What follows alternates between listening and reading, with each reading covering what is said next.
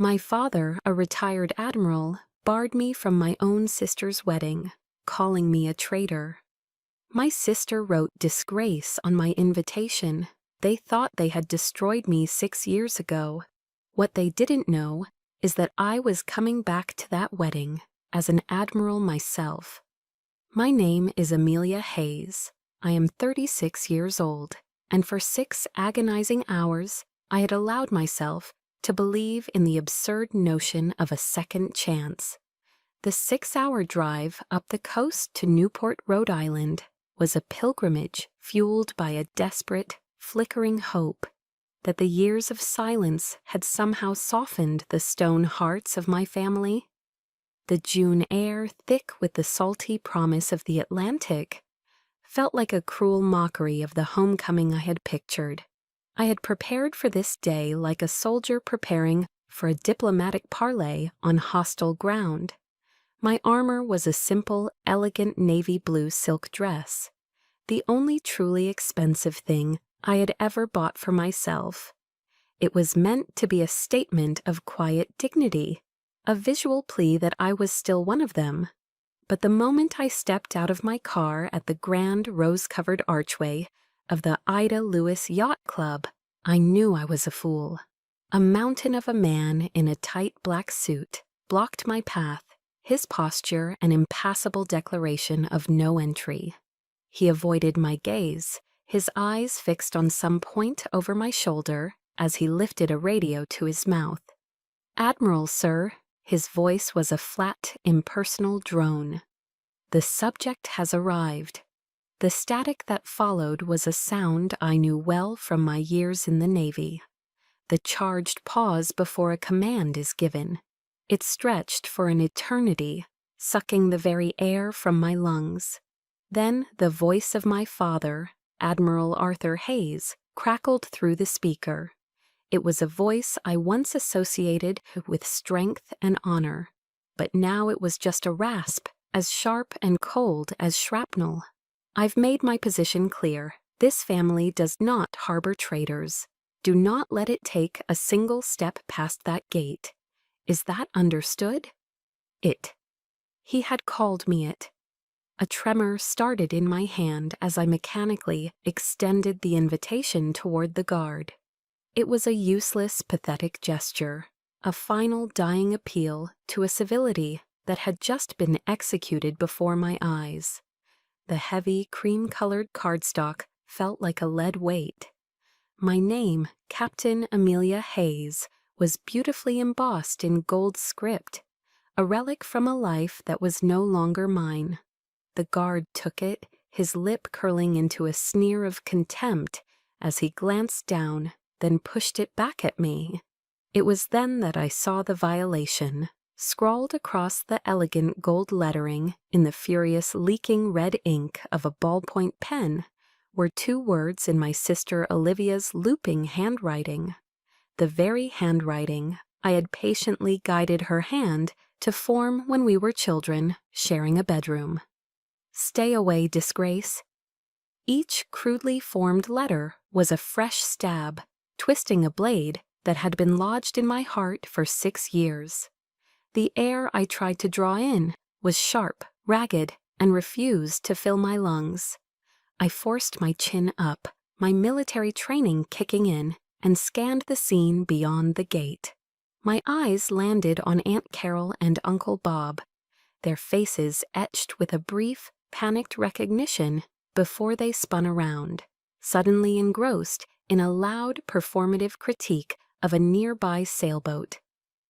Their averted gazes, their silent, cowardly retreat was a public confirmation of my banishment.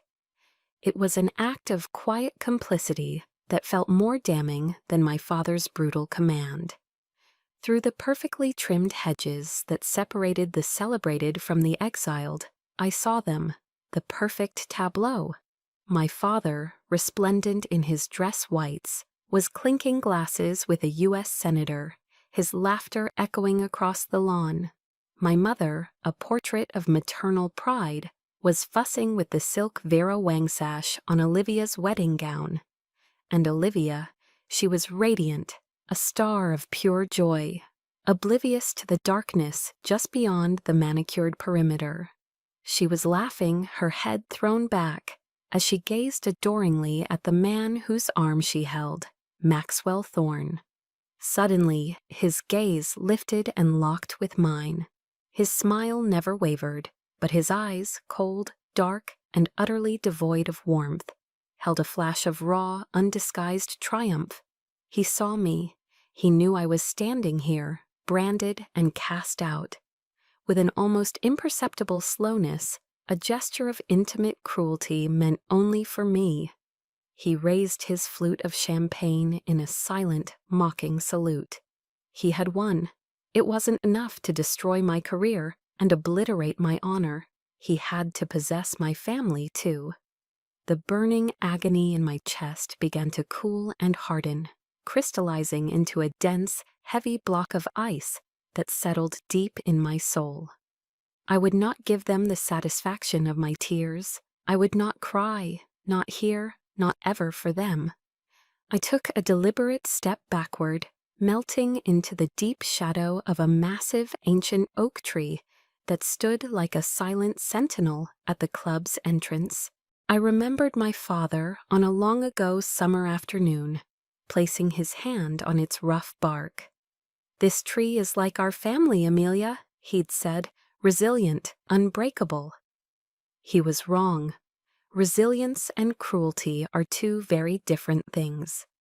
My eyes drifted past the celebration, toward the harbor, where a fleet of white sails cut cleanly through the deep blue of the Atlantic.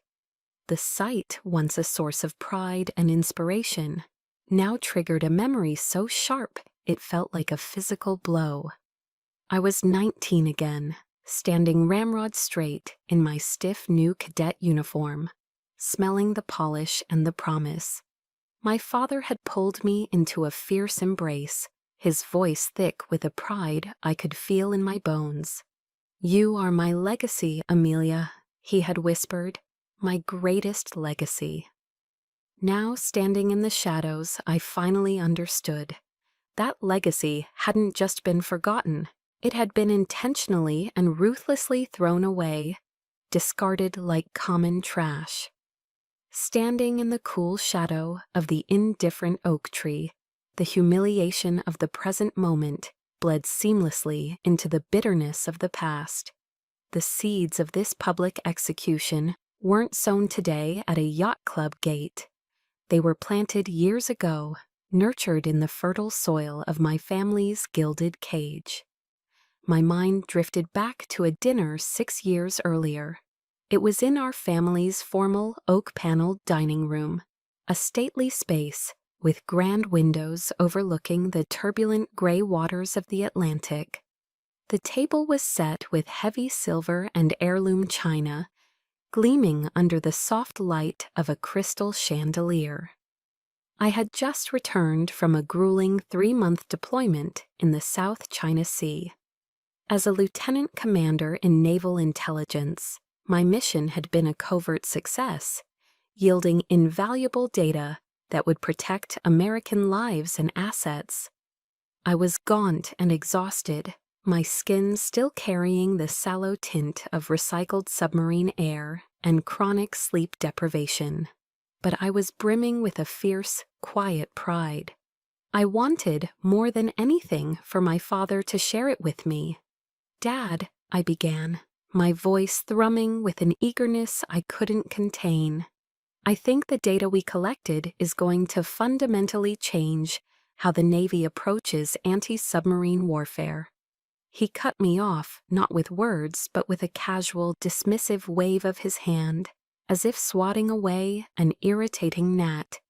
"Amelia, please," he sighed, his full attention on the delicate, surgical task of cracking a lobster claw. "Let's not bring your work to the dinner table. It ruins the flavor of the lobster."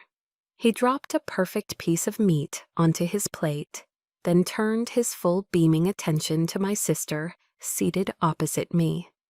"Olivia, darling, tell us about that charity gala you organized. Your mother mentioned it was a spectacular success."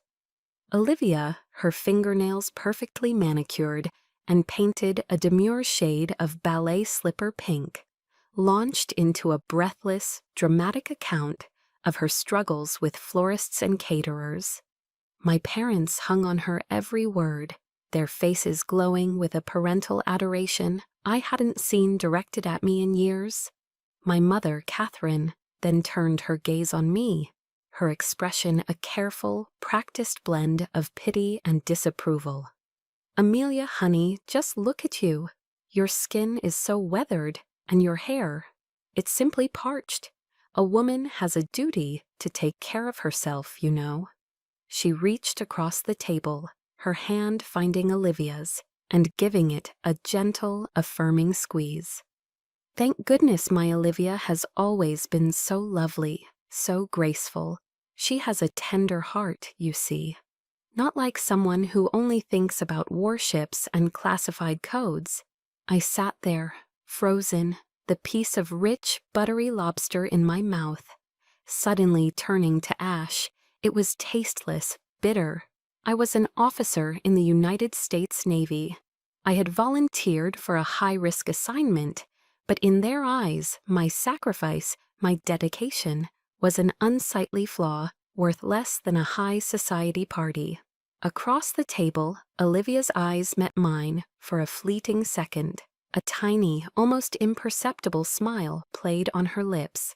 It was the smile of quiet, certain victory. She knew, and I knew, that no matter what I accomplished in the world, I would never be their perfect daughter. And then came the day of judgment, the final one. After I was formally accused of treason and faced with a court-martial, I came home. I was desperate, searching for a single ally, a flicker of belief in the family that was supposed to be my bedrock. I found them in the library, a room that always smelled of old leather and lemon polish, its walls lined with the stoic, painted faces of generations of Hayes men in their naval uniforms. My father wouldn't even look at me. His gaze was fixed on a portrait of his own father, a decorated vice admiral. "Your grandfather lived and died for honor," he said, his voice dangerously low, each word a stone. "And you spat on everything we represent, everything he stood for." "Dad, I was framed. I can prove it," I pleaded, my voice cracking with a desperation that shamed me. His hand slammed down on the heavy mahogany desk, the sound echoing like a gunshot in the silent room. "Silence!" he roared, his face a mask of purple fury. "The Hayes name has been dragged through the mud. It is ruined. You are no longer my daughter." Behind him, Olivia stood like a tragic heroine, her hands pressed to her face, her shoulders shaking with staged sobs. But as she peeked through her fingers, her eyes met mine. I saw it clearly, the unmistakable, triumphant glint of raw satisfaction. "You've disappointed me so much, Amelia," she whispered, her voice thick with perfect, counterfeit sorrow. In that moment, they were a united front. They had built a fortress of judgment with the stones of their own prejudice and fear, and I was left outside, alone in the freezing cold. The ache of that memory was still a physical presence, a phantom limb of pain. They had been my judge, jury, and executioner, convicting me without a trial, all to protect the pristine public image of our family name. I had been sacrificed on the altar of their reputation. Have you ever been there? Have you ever given everything you had to a dream, to a duty, only to have the people who should have been your greatest champions become your harshest critics? To have your worth measured not by your character or your accomplishments, but by how well you fit into the box they built for you? That's the question that hung in the air as I stood there under the shelter of that great oak. It was the answer to my own silent question. After all of this, why did I come back here? The truth rose from the icy depths of my soul, clear and absolute. I didn't come back seeking their approval. I came back to take back my life. And that war, I realized, didn't start today. It started 6 long years ago, with a lonely drive into oblivion. After my father's final verdict, I vanished. I got in my car and just drove west, with no destination in mind, running on cheap coffee and a dwindling savings account. I drove until the roads turned into highways, and the highways eventually ran out of land. I stopped in Astoria, Oregon, a small, tough-as-nails port town at the mouth of the Columbia River, where the persistent fog and drizzling rain seemed to promise a perpetual state of anonymity, a place where everything, including my past, could be washed clean. The first thing I did was erase my name. Amelia Hayes ceased to exist. In her place was Amy Smith, a name so common, so utterly devoid of history, it felt like a cloak of invisibility. I rented a tiny, drafty apartment above a used bookstore, its single window offering a grim view of the gray, choppy river. My past life had been one of sterile, high-tech command centers and the hallowed halls of the Pentagon. My new life smelled of mildewed paper and damp wool. My first job was waiting tables at a 24-hour roadside diner called the Salty Dog. It was the kind of place frequented by weary truckers and fishermen with hands as rough as barnacles, men whose conversations were short and whose eyes never asked questions about where you came from. The irony was a bitter pill I swallowed daily. I, a former naval intelligence officer who once analyzed complex satellite imagery and multi-layered geopolitical threats, was now struggling to remember who ordered the black coffee and who wanted extra cream. My hands, once trained to handle classified documents and chart naval courses, were now perpetually chapped and smelled of bleach and fried bacon. I would work double shifts until my feet swelled and a deep, burning ache settled into the small of my back, all for a handful of crumpled dollar bills at the end of the night. But the physical exhaustion was a welcome distraction from the nights. The nights were the worst. The suffocating silence of my small room was 1,000 times more terrifying than the roar of a jet engine on an aircraft carrier's deck. I'd wake up in a cold sweat, my heart hammering against my ribs, the ghosts of my past haunting my dreams. I'd see my father's furious face, Olivia's triumphant eyes, and the bold, damning headlines of newspapers that called me a traitor. There were nights I'd just sit on the cold linoleum floor, my knees pulled to my chest, staring out at the relentless rain, and genuinely wonder if I had the strength to survive until morning. To make the second month's rent, I had to sell my watch. It was a standard-issue Navy timepiece, a gift upon my graduation from the academy. It wasn't fancy, but it was a symbol of everything I had worked for, everything I had been. I walked into a pawn shop and walked out with $100. Leaving a piece of my soul behind on a dusty velvet tray. For weeks, I'd glance at my empty wrist, a constant physical reminder of my fall from grace. This was my penance. This was the price for the shame they had branded me with. I had to live with it. Slowly, things began to shift. I found a second job doing bookkeeping for a small fishing fleet. A tedious task that thankfully kept my mind too occupied for despair. I learned the names of the boats, the Sea Serpent, the Wandering Star, the Provider, and the gruff personalities of their captains. They were hard men, weathered by the sea and a lifetime of unforgiving work. But there was an honesty to them, a lack of pretense I hadn't realized I was starving for. One evening, a violent squall blew in from the Pacific, catching everyone by surprise. The waves were monstrous, and the wind howled. Over the radio, I heard a panicked call. The provider had lost its engine and was drifting, in danger of being smashed against the rocky jetty. Without thinking, I grabbed the microphone. All my years of naval training, all the forgotten knowledge of tides, currents, and wind shear, came flooding back. For 2 hours, I became their remote commander, my voice calm and steady as I talked them through it, calculating their drift, advising them on dropping anchor, and coordinating with the Coast Guard. I guided them into the relative safety of a protected cove. The next morning, the ship's captain, a grizzled old-timer named Gus, showed up at my small office.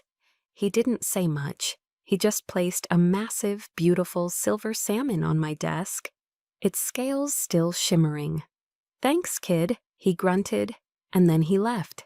As I stared at the fish, a wave of emotion so powerful it almost buckled my knees washed over me. For the first time in what felt like a lifetime, I didn't feel completely useless. It was a small victory, a tiny flicker of light in a vast darkness, but it was mine. I had earned it.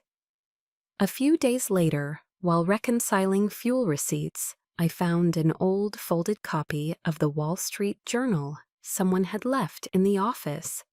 And there they were, on the front page of the society section. Olivia and Maxwell Thorne, smiling at a charity gala, their picture under a glowing headline about their shared passion for the ocean. The article lauded them as the new power couple of the maritime world. Something inside me snapped. I crushed the newspaper in my fist, the crumpling sound loud in the quiet room. The cold, dormant anger I had suppressed for so long began to thaw, a dangerous heat spreading through my veins. It was at that exact moment that my cheap burner phone, silent for months, began to ring. An unknown number. My first instinct was to ignore it, to let it ring, to protect the fragile peace I had built. But some other instinct, something deeper and more primal, urged me to answer. My finger hovered over the end call button on the cheap burner phone, my whole body tense. But before I could disconnect, a voice spoke my name, a name I hadn't heard spoken aloud in years. "Amelia?" The voice was deep, calm, and devastatingly familiar. A jolt went through me, so powerful I had to grip the edge of my desk to steady myself. It was Admiral Michael Sterling, my former mentor at the Naval Academy, a living legend within the intelligence community. 6 years had passed since I last heard that voice. 6 years of shame and silence. How did you find me?" I stammered, my own voice a rusty whisper. A low, warm chuckle came through the line. It was a sound of such profound kindness, it nearly broke me. "Amelia, you taught half of the best intelligence officers at the ONI how to find people. Did you really think they couldn't find their own teacher?" I was speechless. A tidal wave of shame and inadequacy washed over me, hot and suffocating. What must he think of me? The promising cadet, the decorated officer, now a disgraced waitress hiding in a forgotten corner of the country. "Sir, He cut me off, but his tone wasn't impatient. It was serious, weighted with purpose. "I never believed the official story, Amelia. Not for 1 second. I know you, and more importantly, I know how cunning our enemies can be. I need to see you." 2 days later, he came to Astoria. He arrived not in a black government sedan, but in a rented Ford Taurus, blending in perfectly with the gray, unassuming town. We met in a small, cozy coffee shop on the waterfront. The rain, which had been my constant companion for months, streamed down the windows, creating a barrier between us and the rest of the world. He didn't ask about my life as Amy Smith. He didn't offer a single word of pity or ask me to recount my fall. There was no judgment in his eyes, only the same sharp, assessing intelligence I remembered so well. He simply slid a thick, unmarked manila folder across the small wooden table. "The Navy is putting together a new off-the-books unit," he said, his voice low. "It will operate independently under my direct command, codename Triton." He paused, letting the weight of his words sink in. "The mission is to counter economic espionage, to protect strategic maritime assets from threats that conventional law enforcement can't touch." He looked at me then, his gaze so direct it felt as if he could see straight into the wreckage of my soul. "I need a commander for this unit. I need someone with nothing left to lose, someone who understands the darkness that lives on the ocean. And most importantly, I need someone the enemy believes is already gone." He leaned forward slightly. "I need you, Amelia." The offer was a lightning strike. It was terrifying, and in a way that scared me, intensely alluring. It was a chance to fight back, to be a weapon again instead of a victim. But the shame was a heavy cloak. "Why me?" I finally managed to ask, the words catching in my throat. "I'm a disgrace. I was dishonorably discharged." Admiral Sterling placed his hand flat on the folder, a gesture of absolute certainty. "Because honor, Amelia, isn't found on a uniform's shoulder boards or in a newspaper headline. It's found right here." He tapped his own chest, then his eyes met mine as he gestured toward me. "And here, it's in the choices we make when we think no one is watching. The Navy made a mistake when it let you go. It was a failure of the highest order. Let me give you a chance to help us correct it." That evening, he took me to dinner at the best seafood restaurant in town. It was a place with white tablecloths and quiet, respectful service. As I sat there, eating a perfectly grilled piece of salmon, a world away from the greasy food at the diner, I realized it was the first time in 6 years I was having a real meal with someone who saw me. Not the traitor, not the failure, not the family's dirty little secret. He saw Amelia Hayes, the naval officer, the person I used to be, the person I was afraid I had lost forever.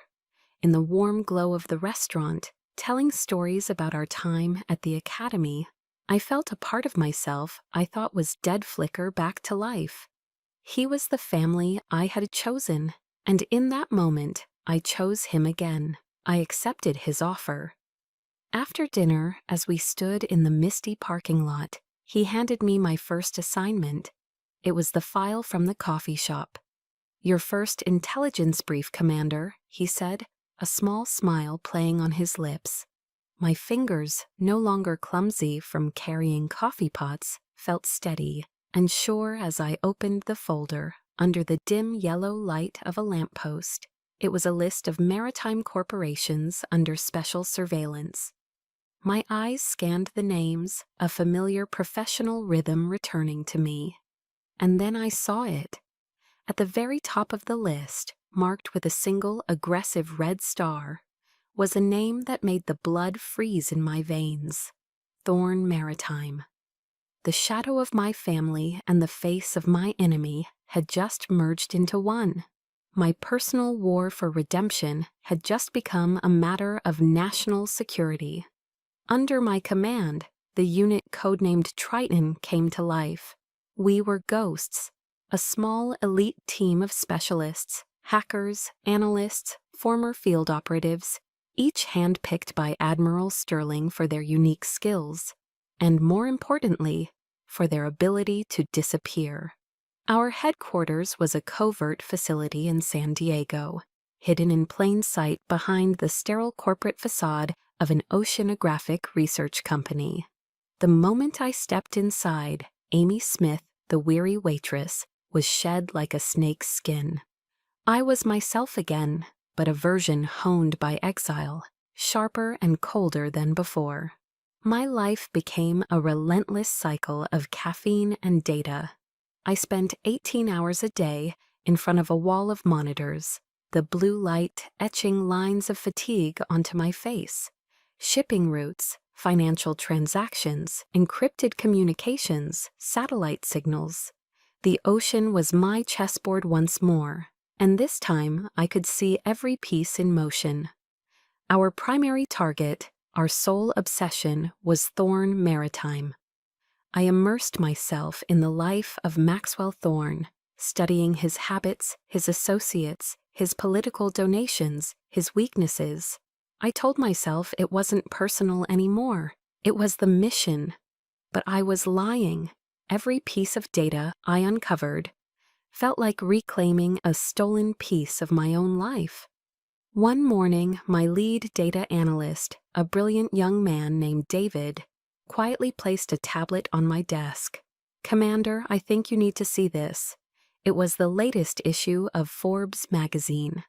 The cover was a glossy, sun-drenched photograph of Maxwell Thorn and my sister, Olivia, their arms linked as they stood on the deck of a magnificent superyacht. The headline, in bold, arrogant letters, proclaimed, "The new power couple of the seas." The article was a masterpiece of public relations propaganda. It praised Thorn Maritime for its supposed green initiatives and lauded Olivia as an influential ocean activist and philanthropist. The nausea began to rise in my throat as I read a quote from my sister. "My family has always taught me that honor and patriotism come first," she gushed. "That's why I am so incredibly proud of the work Maxwell is doing to ensure America's maritime security." Honor, patriotism. The words she used were the very same ones my father had used to disown me. My sister was cheerleading for the monster who had orchestrated my ruin, using our family's hallowed principles as his shield. She was either the most naive fool on the planet or a willing, smiling accomplice. I wasn't sure which was worse. The anger was a clean, cold fire. It burned away the nausea and replaced it with a laser-like focus. "David," I said, my voice low and steady, "I want every resource we have dedicated to digging into Thorn's international network. Every shell corporation, every offshore account. I want to know where every single dollar comes from and where it goes." The hunt was on. Weeks turned into a blur of sleepless nights and relentless data mining. The breakthrough came from a data sweep our team conducted on a server in Singapore, targeting a shell corporation linked to Thorn. We pulled an encrypted hard drive. For 72 agonizing hours, my team worked around the clock to break the military-grade encryption. Finally, David looked up from his console, his face pale. "Commander, you've got access." On my screen, a single file name appeared, Project Nightingale. I clicked it open. My blood ran cold. It wasn't just a file, it was a blueprint, the entire detailed, meticulously planned operation to frame me 6 years ago.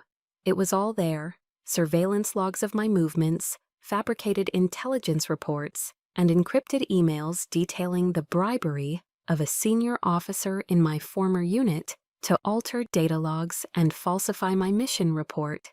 The objective was chillingly clear: remove me, the one officer who might detect their activities, so they could freely smuggle advanced, state-of-the-art sonar technology to a hostile foreign power. I stared at the screen, my world tilting on its axis. The scandal, the court-martial, the destruction of my life. It wasn't about me. It was never about me. I was just collateral damage. A pawn sacrificed without a second thought to clear the way for a multi-billion-dollar act of treason. As I sat there, paralyzed by the sheer calculated evil of it all, a secure, encrypted call patched through to my terminal. It was Admiral Sterling. "Amelia," he said, his voice grave, I have good news and I have bad news. I remained silent, still staring at the name Project Nightingale. The good news, he continued, is that with what you've just found, we have more than enough evidence to exonerate you completely. We can begin the process immediately. He paused. The bad news. Olivia and Maxwell Thorne just announced their wedding date. They're getting married in Newport at the Ida Lewis Yacht Club. He let that sink in for a moment before delivering the final blow. I received an invitation this morning. Your name wasn't on it. The silence that followed was absolute. In my mind's eye, I saw the overflowing glass of water on the edge of a table, trembling, and with his last words, the final drop had fallen. After Admiral Sterling's final, devastating words, I terminated the secure call without a reply. A profound silence descended upon the command center, but inside my skull, a Category 5 hurricane was making landfall. I rose from my chair, my movements unnervingly precise, and walked past the questioning eyes of my team, heading straight for the facility's small utilitarian gym. I didn't bother to change. I stepped onto the nearest treadmill, stabbed the speed control until it was at its highest setting, and I began to run.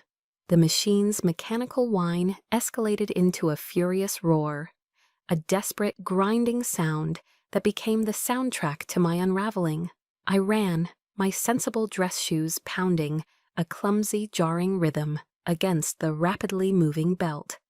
My body, cold and stiff from hours at a desk, screamed in protest. I ignored it. I ran until my lungs felt like they were being scoured with hot sand, until my leg muscles began to seize and tremble uncontrollably, until sweat poured from my hairline, stinging my eyes and soaking the silk collar of my dress. For 6 long years I had held my breath. I had swallowed every insult, every condescending glance, every quiet, soul-crushing act of betrayal. I had accepted my exile as a penance. I had told myself that my stoic silence was a form of strength, a way to preserve the last tattered shreds of my dignity. What a pathetic lie. My silence wasn't strength, it was cowardice. It was a green light, a silent endorsement of their fiction. My silence had allowed them to win. It had watered the goddamned flowers on the altar where they had sacrificed me. It had paved the path my sister would now walk down, a path built directly over the rubble of my life. The roar of the treadmill was deafening, but a single crystalline thought cut through the noise, sharp and clear and absolute. No, more. My hand shot out and slammed the emergency stop button. The belt lurched to a violent halt, nearly throwing me to the floor. I stood there, bent over, hands on my knees, gasping for air that wouldn't come, my body shaking with a volatile cocktail of exhaustion and pure, unadulterated rage. I finally straightened up and met my own gaze in the large wall-mounted mirror. The woman staring back was a ghost. Her face was ashen, her professional hair disheveled, and her eyes were haunted, shadowed with 6 years of unspeakable pain. But as I watched, something new flickered to life in their depths. Not a spark, a pilot light, the kind that precedes an explosion. In that instant of stark, sweat-drenched clarity, I saw the truth. I was not Amy Smith, the invisible waitress from the edge of the world. I was no longer Amelia Hayes, the disgraced daughter, the family's tragic cautionary tale. I am Triton. I am the commander of a Black Ops unit of the United States Navy. I have the proof. I have the clearance. I have the power. I leaned closer to the mirror, my breath fogging the glass until my eyes were inches from my reflection. I made a vow to the warrior I had kept locked away for so long, and my words were a low, venomous whisper in the sterile, quiet gym. You will all pay, I promised her, every single one. My father, my mother, my sister. A cold, predatory smile I didn't recognize touched my lips. And especially you, Maxwell Thorne. I'm not just going to take back my name. I'm going to dismantle your empire, and I am going to make you and my family watch it burn. I turned and walked back to the command center, my stride now imbued with a lethal purpose. David looked up as I entered, his face a mask of concern. "Commander, are you okay?" I sat down in my command chair. My voice, when I spoke, was completely devoid of emotion. It was calm, it was controlled, it was terrifying. "David, get me Admiral Sterling on the secure line, maximum encryption."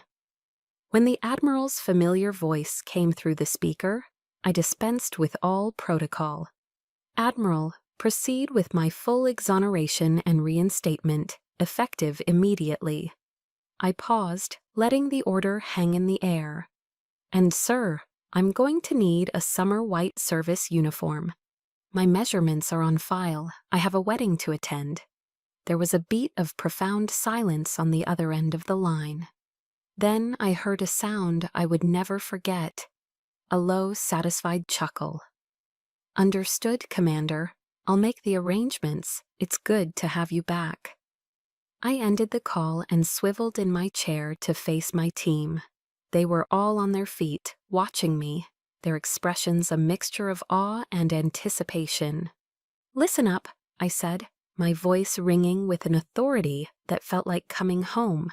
"We have a new directive. Mission codename, Homecoming, primary objective, the Ida Lewis Yacht Club, Newport, Rhode Island."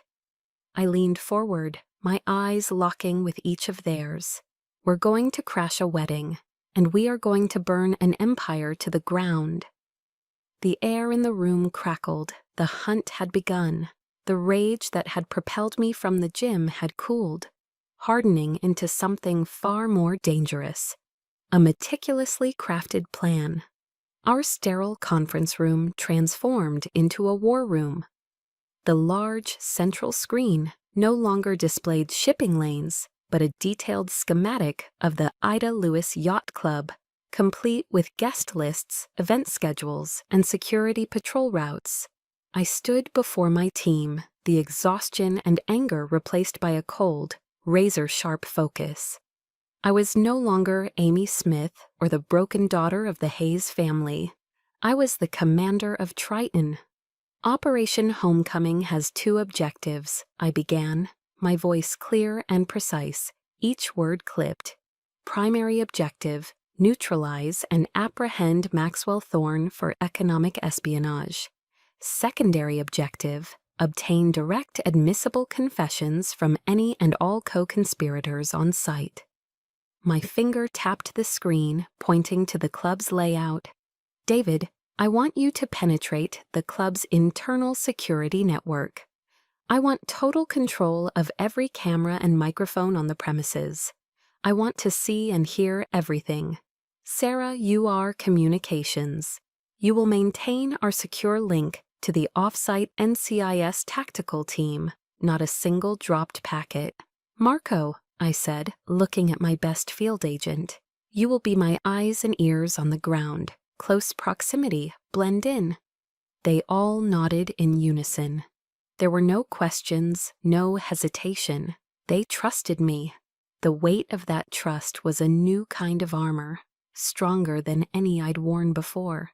In the midst of our strategic planning, a priority notification giggled on my screen. A new encrypted email. My pulse quickened. It was from a Lieutenant Miller, a junior officer who had served under me 6 years ago. He had been one of the few who had looked me in the eye with something other than contempt when I was stripped of my command. The message was short. "Commander, I never believed them. For 6 years I've lived with the guilt of not speaking up. I saved something. I hope it can still help." Attached was a single audio file. My hands felt unsteady as I put on my headphones. I clicked play, The sound was muffled, but the voices were clear. It was a covert recording from the night I was framed. I heard the voice of the officer who had replaced me, speaking to an unidentified person. "Thorne's paying top dollar for this," the officer boasted, his voice slick with greed. "Just have to alter a few lines in the log. The Hayes girl will never know what hit her. She'll be the perfect scapegoat." My heart stopped. My breath hitched. I listened to it again, then a third time, the missing piece, the smoking gun. It wasn't just a plan anymore. It was a confession. This was the silver bullet. A few days before the wedding, a special courier delivered a secure package to our facility. It was a long, flat box. Inside, wrapped in protective silk, lay a pristine, tailor-made Navy summer white service uniform. Next to it was a small, velvet-lined box. I opened it. Resting on a bed of dark blue velvet was a single, gleaming silver star. The rank insignia of a rear admiral, lower half. Admiral Sterling had not only kept his word, he had accelerated my promotion. My exoneration was now official. I took the uniform into my private quarters and put it on. It fit perfectly. The crisp white fabric, a stark contrast to the drab, functional clothing I had worn for years. I stood before a full-length mirror and looked at the woman staring back. I didn't just see a naval officer. I saw justice. I saw retribution. That single silver star on my shoulder wasn't just a rank. It was a weapon. It was a message to my father, to my family, to the entire establishment that had cast me out. It declared, without a single word, that I was back, not to plead for forgiveness, but to deliver a verdict. I was finally ready for the final battle.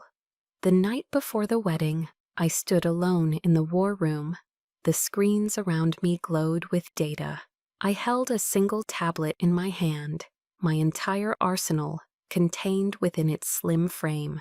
The complete Project Nightingale blueprint, Lieutenant Miller's audio file, and the irrefutable financial trail of Thorne's illegal transactions. Everything was in place. "David," I said into the quiet room, "time check." He looked up from his console, a digital countdown clock glowing behind him. "T-minus 24 hours, Commander." I gave a single sharp nod. "Good. Operation Homecoming is a go." I turned away from the screens and walked toward my quarters, where the brilliant white uniform hung, waiting. Tomorrow I was going home. The soft, elegant strains of a Viennese waltz snagged, stuttered, and died. In the opulent ballroom of the Ida Lewis Yacht Club, 100 private conversations evaporated at once. Champagne flutes paused halfway to lips. Laughter caught in throats. A single unified wave of confusion washed over the room as every head turned toward the grand arched entrance. And into that sudden, cathedral-like silence, I walked. Each step of my polished black shoes on the marble floor was a deliberate, percussive beat, a drum signaling a declaration of war. My summer white uniform was a searing beacon, an apparition of pure military white in a sea of muted pastels and designer black tie. Above the formal gold stripes on my sleeves, the single silver star on each of my shoulder boards captured and fractured the light from the immense crystal chandeliers, glinting with a cold, hard fire. Dozens of naval officers, both active duty and long retired, were scattered among the guests. Their reaction was not a choice. It was a reflex, a response drilled into them by a lifetime of discipline and tradition. All across the room, backs straightened, shoulders squared. A silent, potent current of deference, of respect for rank, electrified the air. It was a language my father understood better than any other. I saw him standing near the towering 7-tier wedding cake. He froze, his hand, the one holding a champagne flute beginning to tremble uncontrollably. A splash of gold liquid spilled, a dark stain on the pristine linen.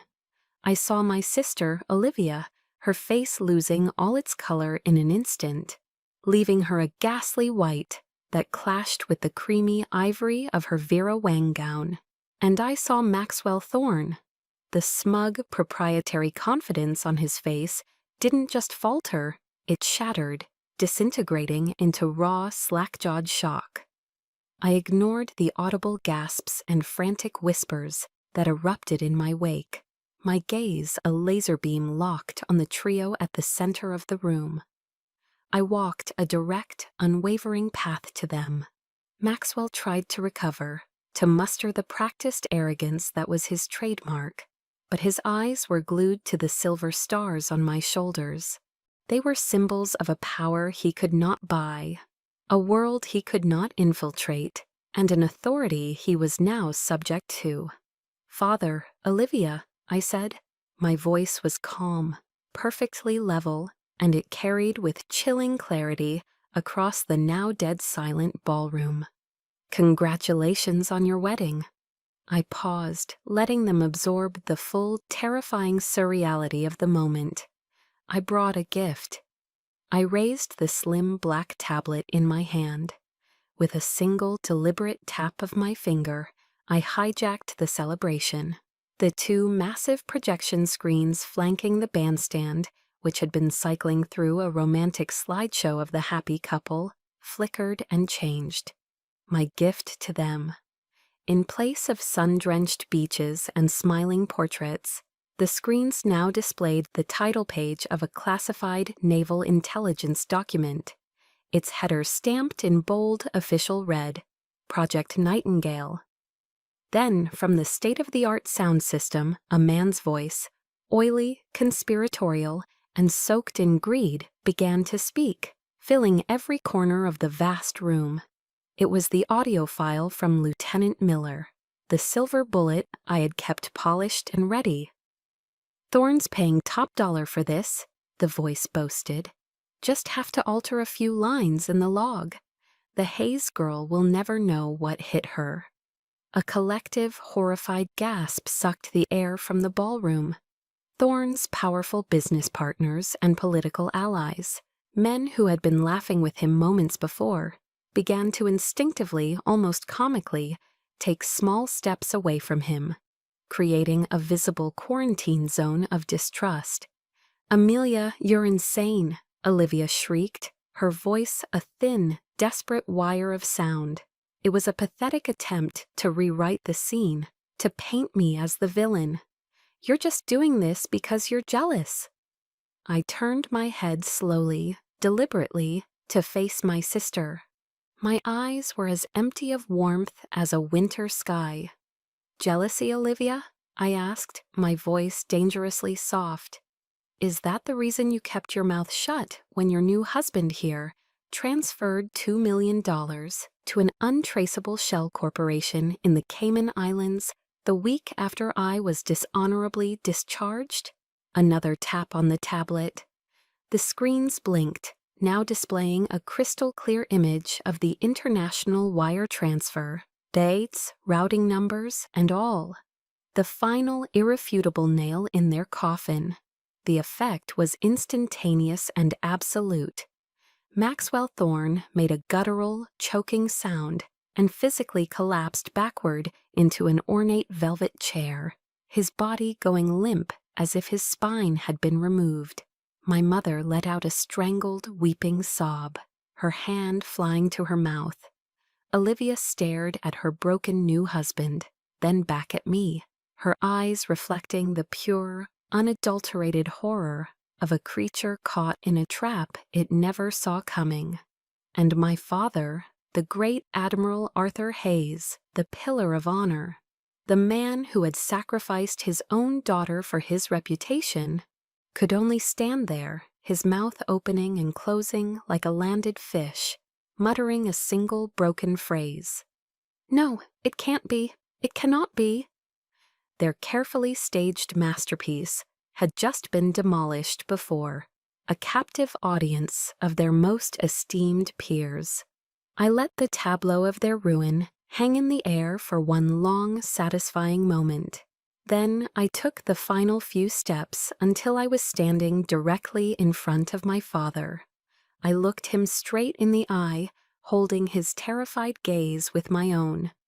"You chose to believe a traitor to protect the family honor," I said, my voice no longer soft, but as hard and unyielding as the steel of a warship.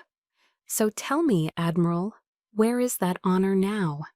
In the chaotic aftermath, as stunned guests whispered and wedding planners wept, I faced my father.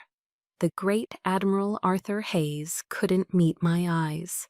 His gaze darted around the ruined ballroom, anywhere but at me, as he mumbled brokenly about honor and legacy. I cut him off, my voice flat, devoid of the anger that had fueled me for years. It was replaced by a chilling clarity. "Honor isn't what people say about you at cocktail parties, Father.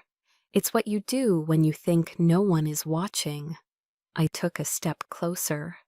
"You watched your daughter being falsely accused, and you chose to turn your back on her to protect a business interest, a glittering facade. That isn't honor, that's cowardice." For the first time in my life, I saw the invincible Admiral look small, pathetic. The carefully constructed edifice of his authority had crumbled, leaving behind only a frightened old man. I thought it was for the best," he stammered. "Best for whom?" I pressed, my question a clinical strike. "For you or for Maxwell Thorne?" The question hung in the air between us, an epitaph for our relationship. He had no answer. I turned away from him and faced my mother and Olivia. My mother was sobbing, a string of incoherent apologies spilling from her lips. "Amelia, I'm so sorry. I never knew." But Olivia was different. In the throes of her desperation, the raw, ugly truth finally erupted. "Yes, I knew," she shrieked, her voice tearing through the room. Tears streaked her expensive makeup, carving grotesque paths down her cheeks. "I knew he wasn't perfect, but he gave me everything. He saw me." Her attention snapped to me, her face contorted with a lifetime of resentment. "And you always had everything without even trying. You were the star of the academy, Dad's pride and joy, the brilliant officer. You were the sun, and I was just your shadow. I hated living in your shadow." Her confession didn't hurt me. 6 years ago, it would have shattered me. Now it was just pathetic. A profound, bottomless pity washed over me. "That shadow, Olivia?" I said, my voice quiet but firm. "Do you have any idea what lived in that shadow? For 6 years, I battled a depression so severe that some nights I considered ending it all. Your silence, your jealousy, that was the undertow that nearly drowned me. You can have your life, Olivia. You were always welcome to it, but you never had the right to destroy mine." Suddenly, a new kind of chaos erupted. Seeing his last pawn fall, Maxwell Thorne scrambled to his feet, trying to salvage something from the wreckage. He approached me, his voice a low, conspiratorial hiss. "All right, you win. You've made your point. What do you want? Money? A stake in the company? We can make a deal. Let's not make this any worse than it has to be." He didn't know that Marco, my operative, was standing just a few feet away. A directional microphone, disguised as a cell phone, pointed directly at us. I played along, feigning consideration. "A deal? Tell me, Maxwell, just how much did you pay that officer to ruin my life?" A smug reptilian smile spread across his face. He thought he had found my price. "5 million," he whispered. "A bargain for a multi-billion-dollar technology contract. You see, Amelia, everything has a price." "You're right," I said, looking over his shoulder. "And this is yours." On my cue, the ballroom doors burst open. A team of armed NCIS agents, led by a grim-faced Admiral Sterling, swarmed into the room. They moved with swift, professional purpose, their path leading directly to a stunned Maxwell Thorne. "Maxwell Thorne," an agent announced, his voice booming with authority. "You are under arrest for economic espionage and conspiracy to obstruct justice." The sharp, metallic click of handcuffs snapping shut was the final sound of my old life ending. As they led him away, a disgraced groom in a tuxedo, the wedding reception officially became a federal crime scene. I stood in the center of the ruined hall, among the overturned chairs and weeping guests. There was no triumphant surge of joy. There was only a vast, hollow emptiness, a profound exhaustion that settled deep in my bones. The war was over, and I was just tired. As I prepared to leave, a small figure approached me hesitantly. It was a young boy, maybe 10 years old, the son of a high-ranking captain I knew. He looked up at me, his eyes wide with awe.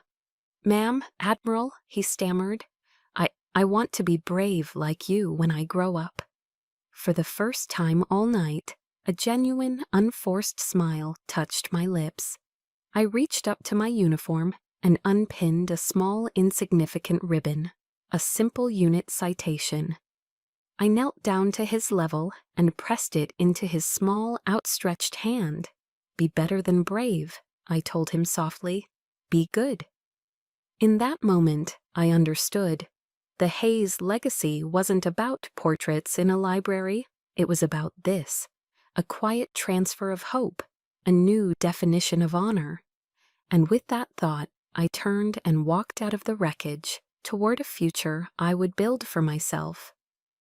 A few weeks after the storm that was Olivia's wedding, I found myself in a quiet, wood-paneled office deep within the Pentagon. It was a formal but private ceremony. There were no cameras, no press, just a handful of high-ranking officials. The Secretary of the Navy officially declared my record cleared, my name exonerated, and my honor restored. Admiral Sterling then stepped forward and presented me with my officer's ceremonial sword, its hilt heavy and familiar in my hand. "Welcome home, Rear Admiral Hayes," he said, his voice filled with a quiet, profound pride. "Thank you, Michael," I replied, using his first name for the very first time. He simply smiled. "It's about time." That afternoon, back in my temporary quarters, a thick, cream-colored envelope arrived by courier. It was a long, rambling letter from Olivia, filled with tear-stained apologies, frantic self-justifications, and desperate pleas for forgiveness. I read every word, my expression neutral. Then I calmly stood up, walked over to the office-grade paper shredder in the corner, and fed the letter into its hungry maw. The machine whirred to life, turning her anguished prose into meaningless strips of confetti. Forgiveness isn't a gift I can bestow like a pardon. It's a journey, and it was one she would have to walk alone. My parents also tried to reach me, voicemails filled with choked-up regret, emails pleading for a chance to talk. I deleted them all without listening, without reading. That door was closed. It wasn't a decision born of hatred or a desire for continued revenge.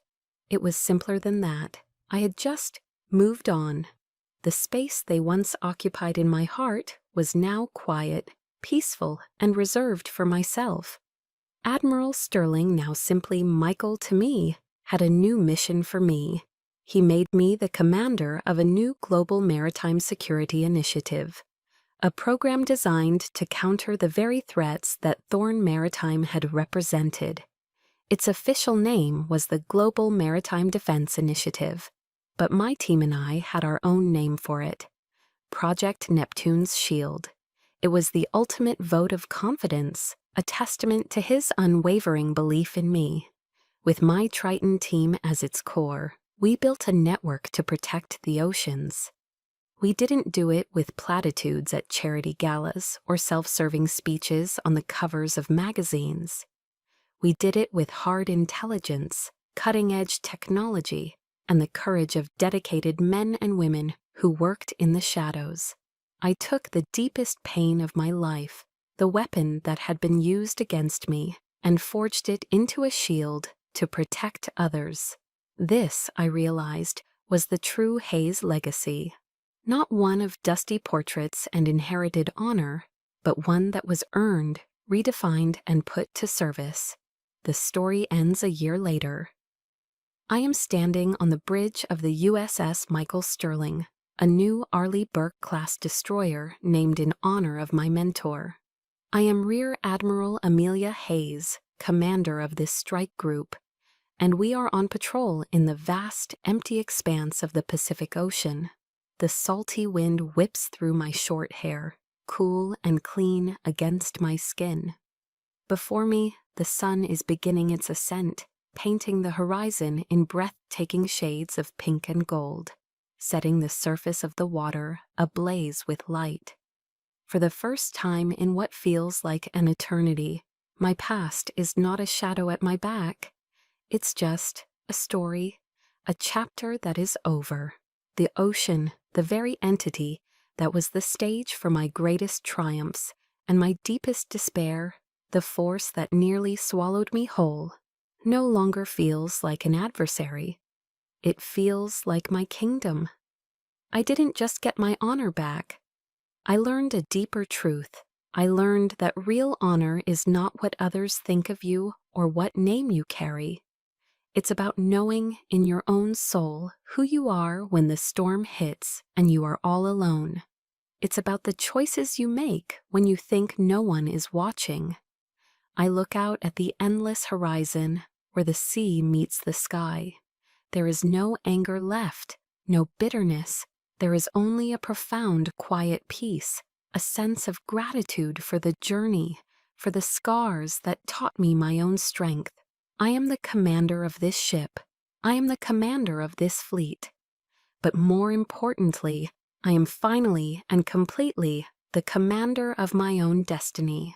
My story began with a gate that was closed to me, but in the end, I learned that the most important gates are not the ones others can shut, but the ones we have the power to open for ourselves. Perhaps you've stood before a closed gate in your own life, a door slammed shut by family, by circumstance, by the belief that you weren't good enough. My journey taught me that true honor isn't about the family you were born into, but the one you build. It's not about the rank they give you, but the respect you earn for yourself. If my story resonated with you, you are not alone. There is a whole community of us who understand. Share your own story of resilience in the comments below, and subscribe to Chosen Revenge for more stories that remind us of our own strength. Because if you are standing at that gate now, remember this: you are the commander of your own destiny, you hold the key, and your dawn is waiting just over the horizon.